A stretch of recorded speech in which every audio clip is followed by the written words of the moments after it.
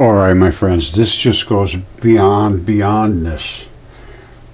I showed today comet or asteroid Bennu and asteroid Psyche. They're basically hearts, and that's the structure of the heart, and these two are hearts.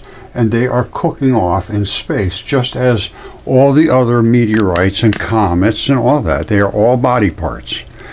And guess what? Space smells like steak. Astronauts reported smelling burned fried steak after a spacewalk. Their suits smell like that. NASA reached out to Steve Pierce, a fragrance maker, Omega Ingredients, to recreate the odor for its training simulations. All it is cooking body parts. That's all that exists out here. I have one right here that came through space. That's a body part, and I'm going to show you two, because this is a terrestrial one, is identical to this. Look at the patterns, take your time, because I'm going to show you very carefully. This one cooked. This one did not. It was in the flood and did not cook. This one came through space, did cook, and it cooked so much that it exploded the red blood out. The black blood does not explode. The vein blood is just turns hard. The red blood, which is this side, runs completely out, and in this case exploded coming through space and left.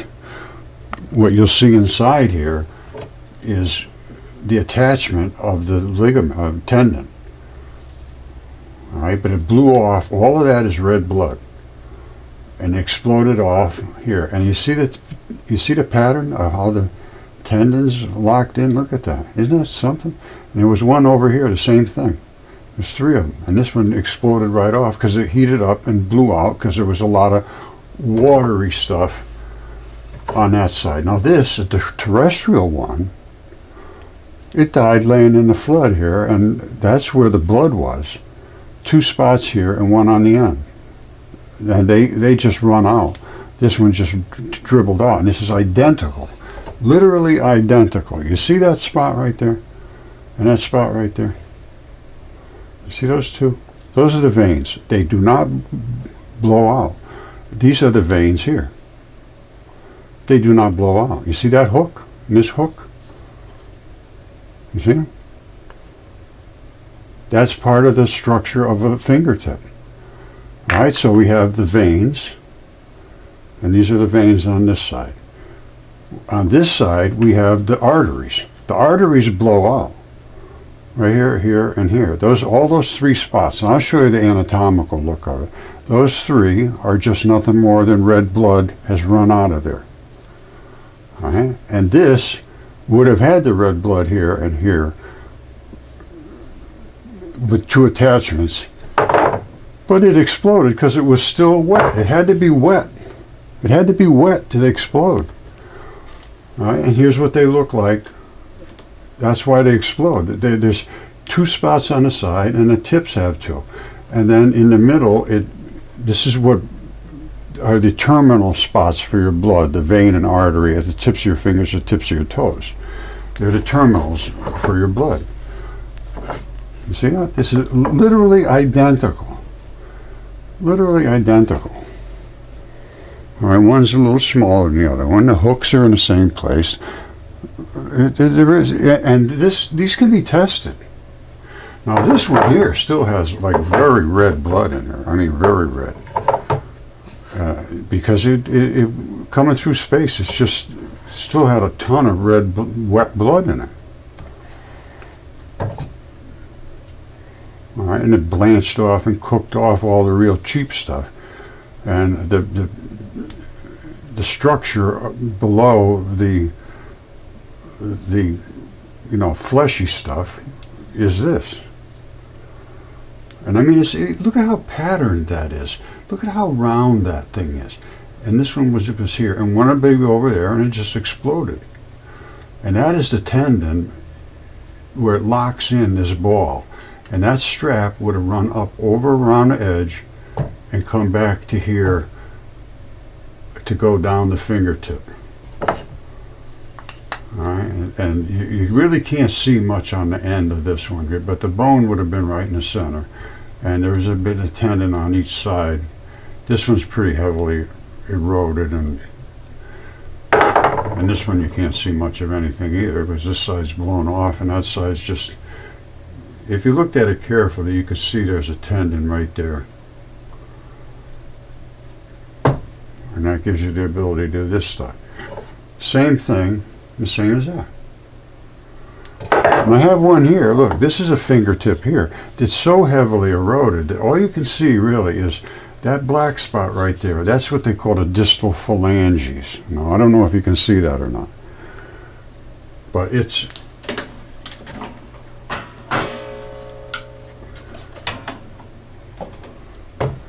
I don't know if that's visible or not, but that's what the pattern of the fingertip is like. And this also has the vein and artery. And this side is the vein. See, it didn't blow out.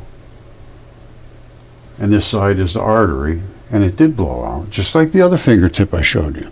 And the tip blew out too. These are the three for the artery side. You see the artery side is this one?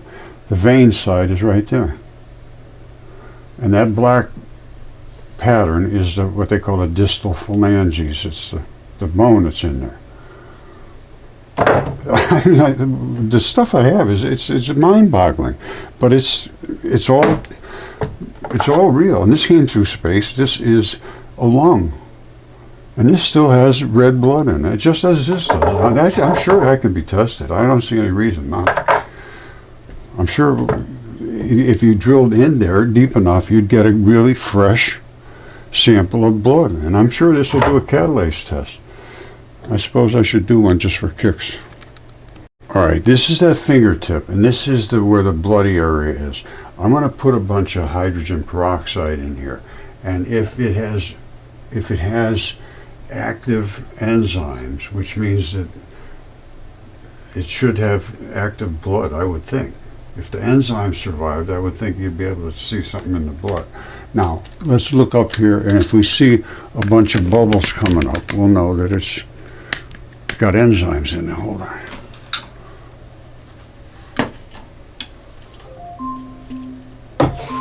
Alexa, turn off. I got a meeting in uno momento, so this is I'm not going to be able to watch this for very long. Here, yep, I'm seeing some bubbles coming up now. It takes a while for it to get down in there, especially in something that's been cooked up like this. If there's good, clean, fresh blood down, it'll take a while for this to sink down into there. Now, if this was just blood right on the surface, you'd see instantaneous reaction, but there is not. It has to sink down in, which is obvious in a meteorite because it came through space and it cooked. And when they cook, the enzymes will be broken up. They'll be destroyed. Now, but I'm seeing it sinking down, and I'm seeing the bubbles starting to come up. That has enzymes that are still active. You see them coming out of there? This will take a while to start really producing good enzymes. I mean, good reaction. It has to really settle in there. But I can see it starting to fuzz up a little bit right over in this area here. Again, this thing was cooked, so but you can see it. I can see it anyway. Watch. Let me put a little more light on the subject.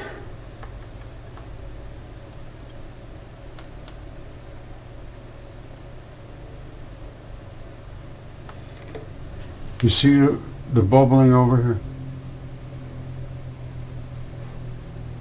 Starting to get a little over here and there. As it sinks in, it will attack, or the enzymes will attack it and make it bubble. This will take a while, but it will bubble out of there. Right now I can see it's getting deeper and deeper inside, and the deeper it gets, the more it's going to be rejected. And that's what we're seeing now, is that bubbling effect. I'm sure you can see that. I hope you can see that.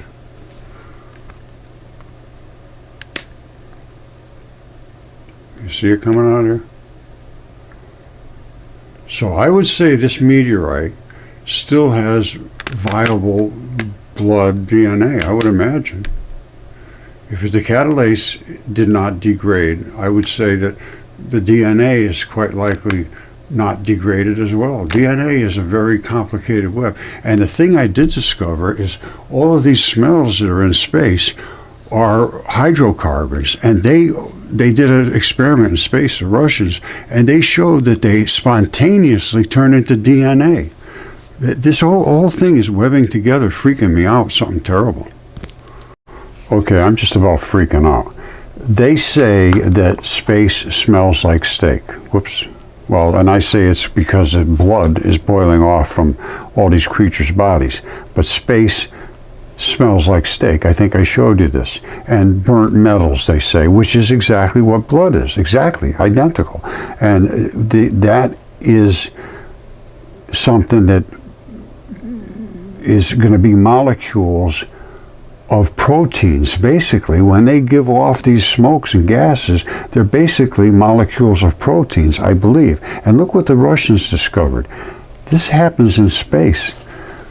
This is out in zero gravity in space. All these little charged particles turn into DNA strands.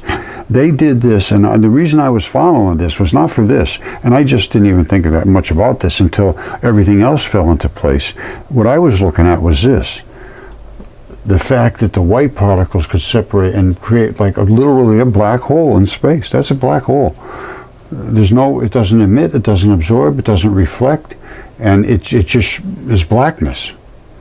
Now, right around it is all the charged particles. However, all those charged protein particles appear to make and turn into DNA. Is this a source of life everywhere? Because these gases that smell like steak are out in space? Is that what's happening? I don't know. It could be. This is just freaking me out. I got to be honest with you. All right, now I've shown this pretty well, and the last video I did showed it, I think, spectacularly well. So if you haven't seen that, you have to go see that. All right, I just put it up a couple hours ago, 2 hours ago, and it's blood found in meteorites. So what is the truth about space debris? Is it biological or not? Then I got all kinds of things about Velikovsky talking about our ancient past and what our ancient past was, what was written in the ancient text. And that's Velikovsky 3 and 2 and so forth. You need to go back through all of my videos and sort of sort through what makes sense to you. I know I'm getting a lot, I'm putting a lot of them up there, and they're kind of long. Like this one's an hour, that's 40 minutes. Whatever, they're 40 minutes. Sometimes I'm going to do little shorties. Like this one's only a few minutes, and this is about the atomic model. And this is what we also have to discuss. All of this stuff has to be discussed.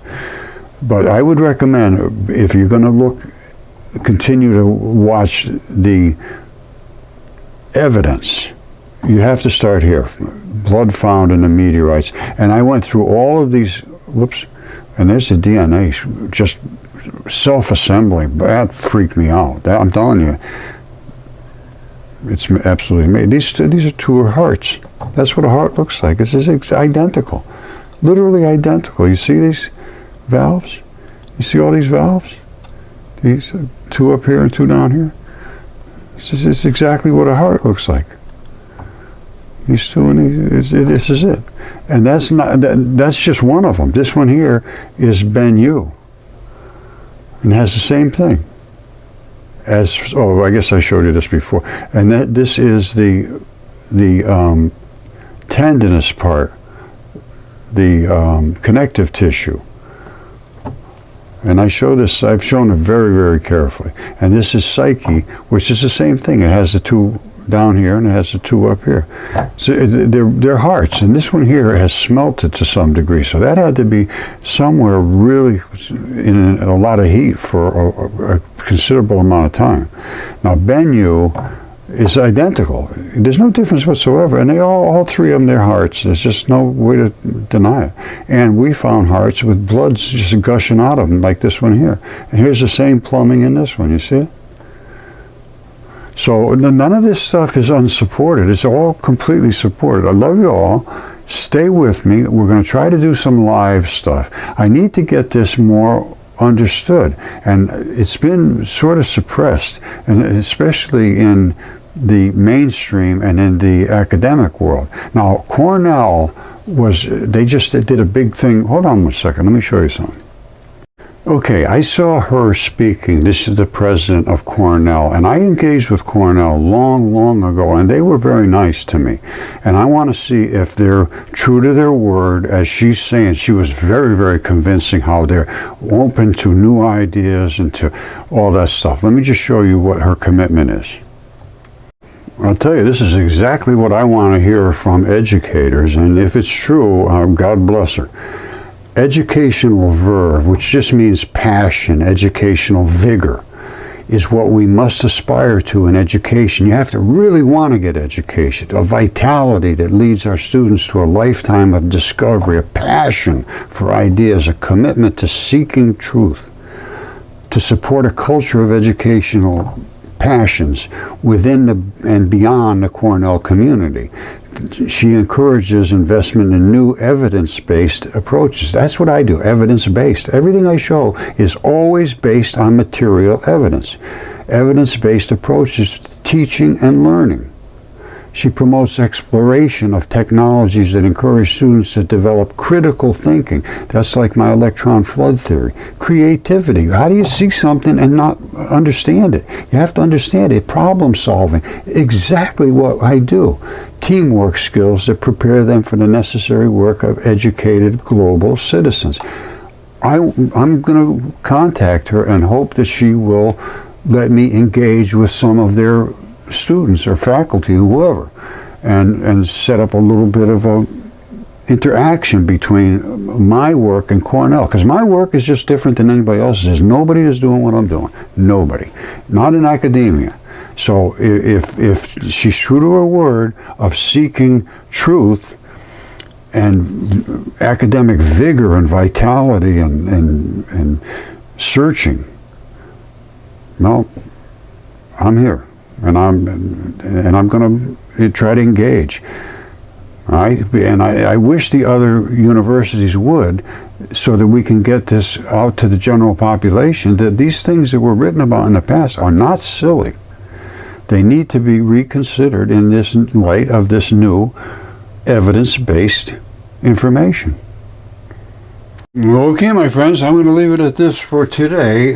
Everything I present is evidence-based. I don't just start spouting off things and saying, oh, this must have happened then, and everybody knows this, and we're all aware of that, and everybody agrees on this. And no. I show the evidence, and then we make a decision. Is the guy, am I crazy or not? If you look at what I'm showing you, you will find out that what I'm presenting is hard, solid evidence. And I can stand behind every word that I say. That is true knowledge. All right, I love you all, and I'm hoping Cornell will take a look at this. I don't know if they will or not.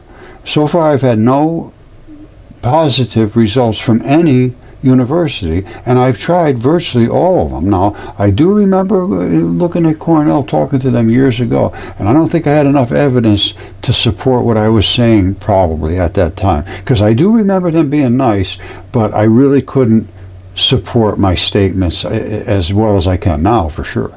I mean, I've been working at this now 15 years, and I think I would probably talk to them in the very beginning, because I haven't, it's a long ago memory. Now, I'm going to try to start doing live things on YouTube. I don't really know that much about how to do these things. I'm not a social media guy. I'm a research guy, and that's all I do.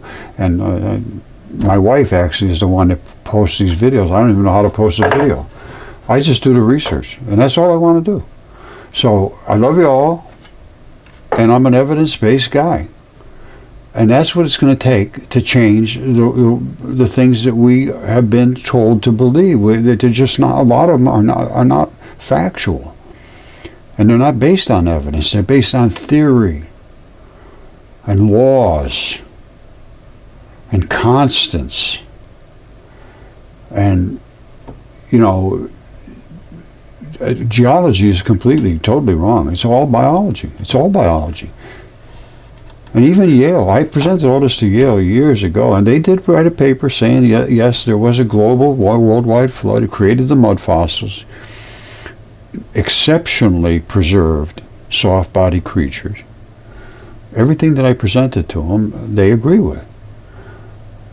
Except the time. They put it back 540 million years ago. Everything's on the surface of the earth. Every single thing I'm showing you, basically, is I just picked it up off the ground. I didn't go digging for anything.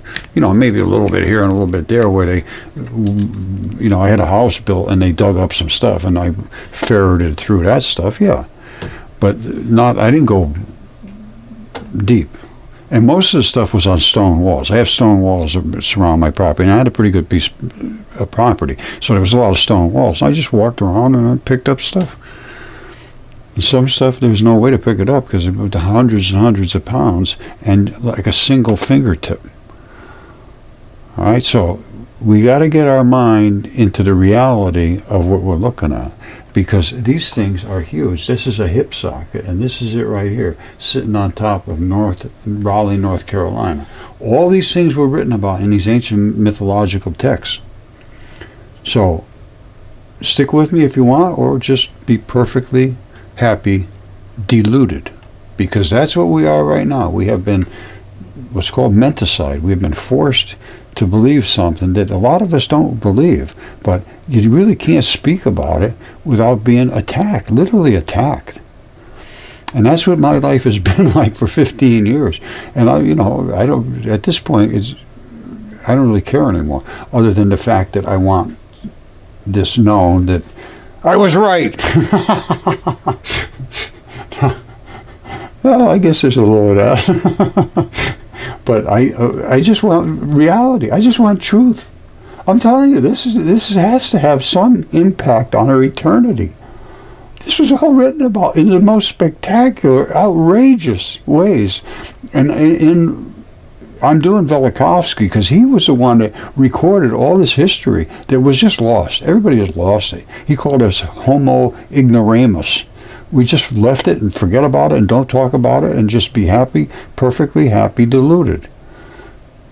I call it PhDolia, right? They have pediolia, or whatever they pronounce it, which means you see things that aren't really there. Then they have PhDolia, which means you're so smart that you never see anything that's real. You're too smart to realize reality. And that's what's happened. And you go against them, and they will fail you for thinking, basically. That's the problem. And that's why I'm hoping Cornell says they want to engage with the thought process. They want to look and examine and use the evidence. That's what I'm here for. I love you all, and we will be talking a lot.